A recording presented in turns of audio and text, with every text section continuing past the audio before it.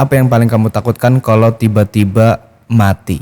Ya, ini adalah video tentang mempersiapkan kematian. Kebanyakan orang mempersiapkan cita-citanya, mempersiapkan pendidikannya, mempersiapkan pekerjaannya besok mau kayak gimana. Tapi yang gak kepikiran adalah buat menyiapkan kematian.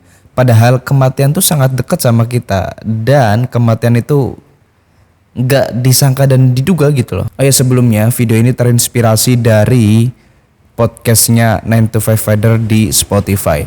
Nah, di podcast itu banyak perspektif-perspektif yang sebenarnya topiknya deket banget, tapi kenapa kayak gak kepikiran buat dibahas gitu loh.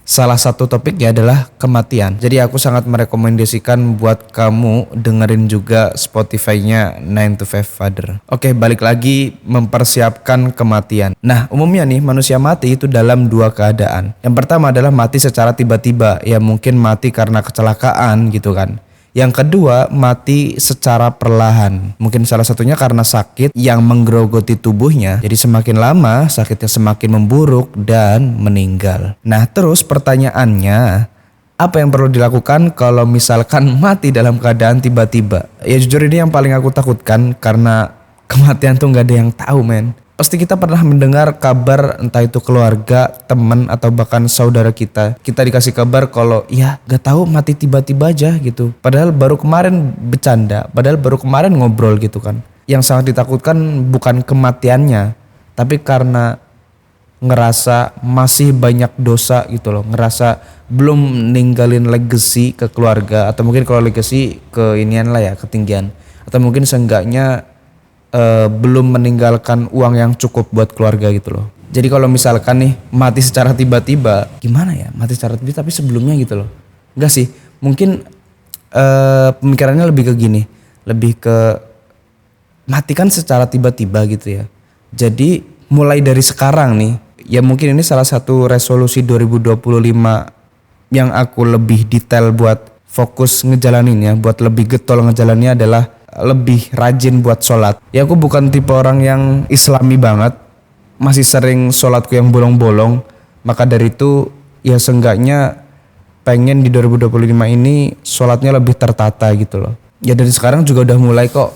Alhamdulillah udah cukup berhasil walaupun masih sangat awal. Perubahannya sangat kelihatan. Kalau misalkan dengar suara azan nih, ya sebisa mungkin sholat berjamaah. Kalaupun gak bisa, ya sholat di rumah gak apa-apa, it's okay. Kenapa aku bilang hal yang pertama ditakutkan adalah ibadah?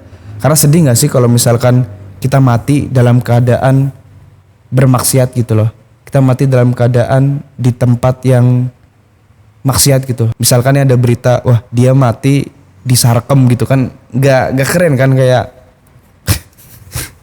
Hal yang kedua yang perlu aku siapkan adalah tabungan. Kenapa? Ya karena aku pernah ngerasain gimana menyedihkannya gak punya uang sama sekali, ditambah lagi merantau gitu loh. Itu sangat menyulitkan, apalagi misalnya kalau dipikir nih, meninggal itu kan butuh biaya ya.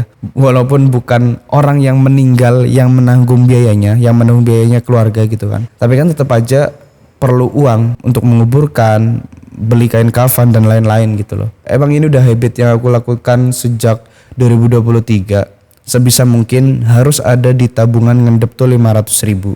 Karena ya balik lagi, hal kedua tuh kita gak tahu. Kita gak tahu bakal terjadi kayak gimana ke depannya.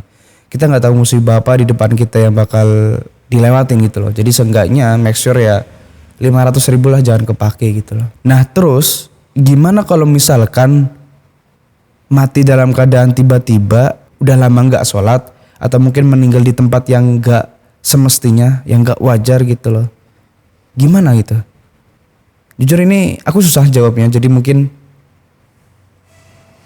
bantu jawab gak sih di komen? Gimana kalau misalkan ada orang yang mati dalam keadaan demikian gitu loh? Ya sedih gak sih? Gimana kalau misalkan meninggal tapi sebelumnya bermula dari sakit gitu loh, yang mungkin sakit parah gitu. Terus gimana? Mungkin hal pertama yang aku lakukan adalah dokumentasi pribadi. Karena ya salah satu alasanku buat YouTube adalah media buat aku bercerita dan juga mendokumentasikan diri sendiri bahwa aku pernah ngomong kayak gini loh, aku pernah melakukan ini gitu loh. Seenggaknya Aku percaya raga tuh bakal hilang, orangnya tuh bakal hilang, tapi karyanya bakal tetap ada. Ya mungkin kalau dibilang karya masih jauh lah, seenggaknya cerita dari seorang tersebut masih ada gitu loh. Makanya tadi aku bilang mungkin kalau misalkan dalam kondisi sakit, aku pengen mendokumentasikan diri lebih sering gitu loh. Ya dokumentasi simpel-simpel aja, kayak misalkan ngevideo, ngevlog gitu misalkan. Terus menceritakan apa yang dirasakan sakitnya, gimana survive-nya, gimana pengobatannya. Tapi kalau misalkan nggak sanggup buat ngevideo gimana ya? Ya mungkin minta tolong sama keluarga nggak sih? Minta tolong keluarga buat di videoin terus yaudah upload aja gitu, nggak perlu edit ribet-ribet.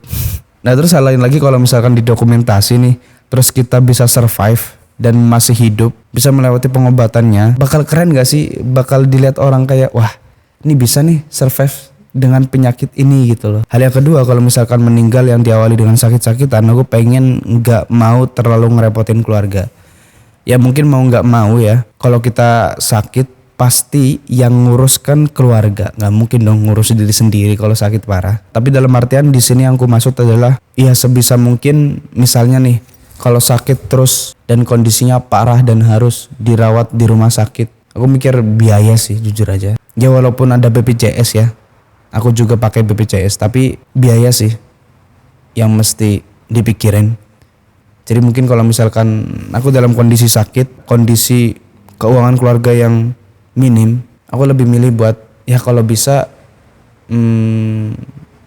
kalau misalkan duitnya udah habis-habisan gitu buat ngerawat inap, ya mending pulang aja lah, mending dirawat di rumah aja lah. Soalnya ada kan suatu keluarga yang sakit gitu sampai jual rumah, jual sawah gitu loh demi pengobatan, dan akhirnya tetap meninggal gitu loh karena ya mungkin salah pertolongannya atau mungkin emang udah takdirnya aja gitu loh. Udah ngabisin duit, ngabisin aset, nyawanya nggak tertolong. Ya mungkin banyak orang bilang kayak nyawa lebih berharga. Mungkin aku pun kalau misalkan aku punya anak dan harus dirawat tapi biayanya nggak memadai, aku mungkin bakal ngelakuin berbagai cara biar bisa dapat ngobatin, biar bisa ngobatin dengan layak. Jadi ya itu sih pilihannya buat aku, mending dirawat di rumah aja gak sih. Yang terakhir yang aku lakukan kalau misalkan sakit, udah sakit keras nih, udah ada insting buat wah kayaknya waktunya gak lama, aku bakal minta maaf buat semua orang sih. Terutama buat orang-orang yang sering keep in touch, yang sering ngobrol, yang sering berhubungan, yang sering bersinggungan gitu loh. Kalau misalkan punya utang mungkin bakal dikabarin. Udah sih segitu aja. Apa yang mau kamu persiapkan dalam menghadapi kematian? Tulis di komen deh, ceritain. Udah segitu aja video ini. Bye, jangan lupa subscribe.